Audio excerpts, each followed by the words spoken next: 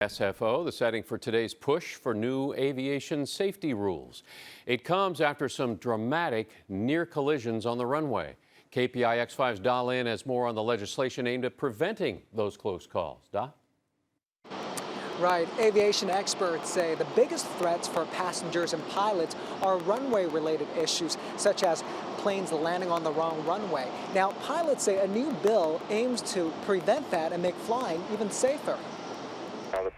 Aviation experts say in recent years, near-miss incidents and other runway incursions have increased by nearly 83%. You're looking at the most high-profile near-miss that happened in 2017 at SFO. There was only about 14 feet vertical separation between the bottom of the Air Canada jet when it reached its minimum altitude and the tail of one of the airplanes lined up for takeoff.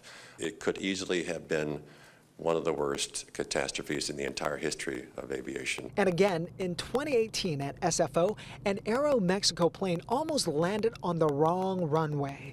The plane pulled up to avoid a passenger plane already on the runway. East Bay Congressman DeSaulnier partnered with pilots and other aviation experts for the last 2 years to draft a bill called the Safe Landing Act. The bill aims to prevent this type of close call. Getting the technology and getting human nature to work well together and not to get complacent, ever to get complacent about safety. During this Air Canada incident, the pilots accidentally lined up to land on a taxiway instead of the assigned runway.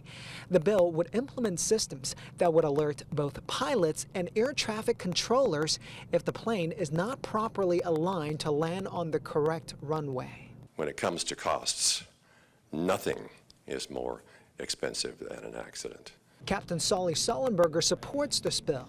10 years ago, he crash-landed in the Hudson River. This bill will go a long way to keeping all of us safer as we fly, safer than we even are today. Congressman DeSaulnier says this bill would cost millions of dollars to the airline industry. He believes airlines will lobby against this bill. I'm very worried because they can crush a bill like this. The FAA reminds the public flying is still very safe. They say out of the millions of flights in 2018, only 13 runway incidents. Now, this bill would have to get enough votes to get out of 2 or a couple of congressional committees before it can get to the House floor for a vote. Live at SFO, I'm Da Lin, KPIX5.